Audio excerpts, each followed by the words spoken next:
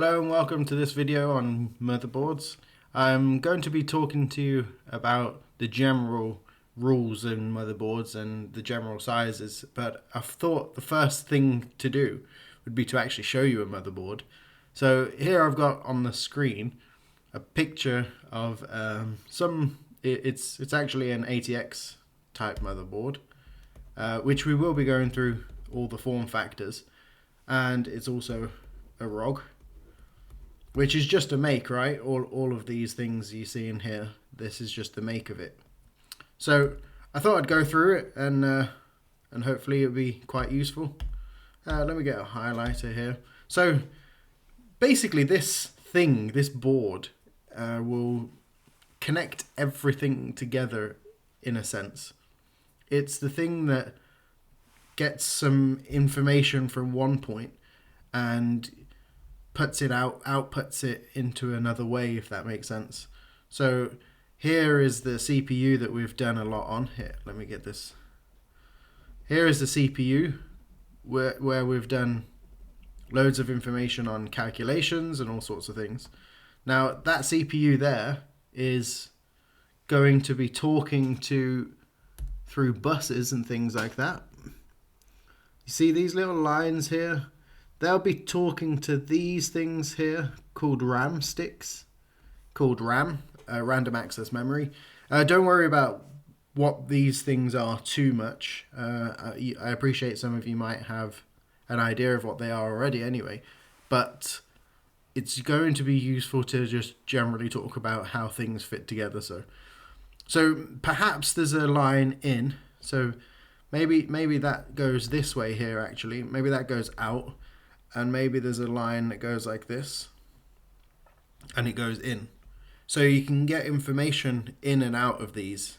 You can store and you can get the information. This is the actual basics of the computer. Remember I said you need some processor and you need some memory, and that's the memory here. They'll go in as cool slots. We will be looking at what they look like, and towards the end I will do a video on how you actually build a computer so we can actually get into it.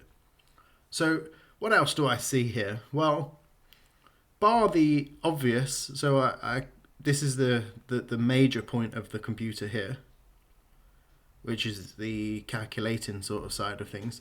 There's lots of other things that looks very, very weird. My first attention gets drawn to this here. What are all of these metal things? What are the covers? They are actually covers, or they're heat sinks actually. Now, if there's a heat sink, it implies that there's something underneath. So this implies there's something underneath here, and this implies there's something here. Well, with this case, the one I'm drawing now, this is the output box. So this is the back of the computer where let me do that in a better color. This is where all the cables will be coming in and out here.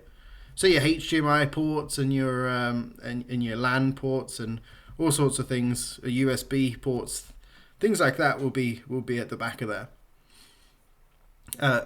Possibly not, to be honest, your HDMI port, but anyway.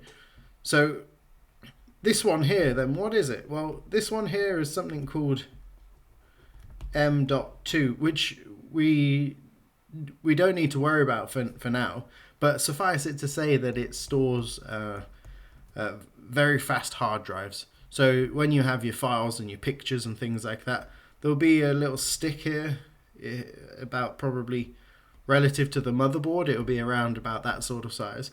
In fact, I can see one here. So the insides of it, let me see if I can zoom into that there. So the insides of it anyway will look something like this, and then you'll have a chip that comes probably out to there-ish, I'd say, or perhaps a little bit longer. And the reason why I'm doing it up to there is because there's an actual pin there, so that you would put a screw in that to tighten it down effectively. So these are just screw holes so you can tighten things down. So that's how I know it's roughly coming out to there. And I would say there's a similar principle here, except it's got a heatsink, so when when this chip starts getting hot, it will dissipate the heat through all of this here.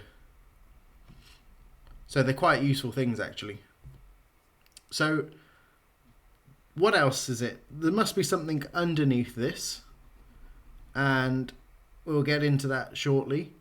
But what else is there that I like to talk about? Well, actually, these are obvious things because there's quite a few of them. And these here, and these here, and these, etc. These are called PCIe slots. So they effectively have your graphics cards. They'll hold any peripheral things that you want, like a sound card. And don't worry too much if you're not too sure what this stuff means. But if you want to extend your computer to have any more functionality, physical functionality, like if I wanted to put connect some decks into it, I'd need a decent sound card. So you just create a load of cables. If I wanted loads of inputs, for your cables, and if I wanted more USB ports, I might put a board in like this, and at the back of it, it comes out like that. So at the back here, it would be like this maybe, and you'd slot it in there, and then you'd have loads of USB ports there coming out. So it depends. You can add a lot of things here. You'd also have a graphics card, so you can put your HDMI ports in. Things like that go on these slots. And the small ones, well, it depends, because sometimes you don't need these long slots here, because they are sending more information effectively. If you're just using a USB insert, then they don't need as much information as a graphics card kind of thing. So sometimes you can get away with, and these long ones, by the way, you don't always, we will get into them more, but you don't always need to completely fill it. You can have something this short and still use that port.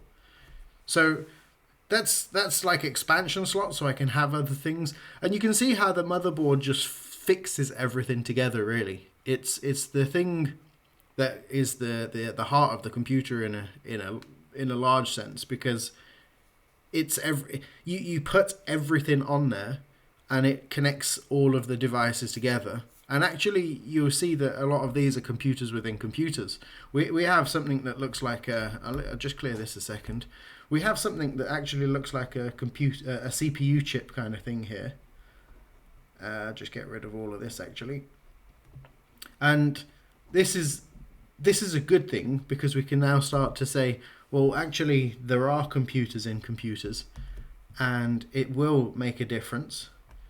So this one is the Mobo Tech, probably the BIOS. So it's probably the computer for this, for the actual chip, so for the actual motherboard.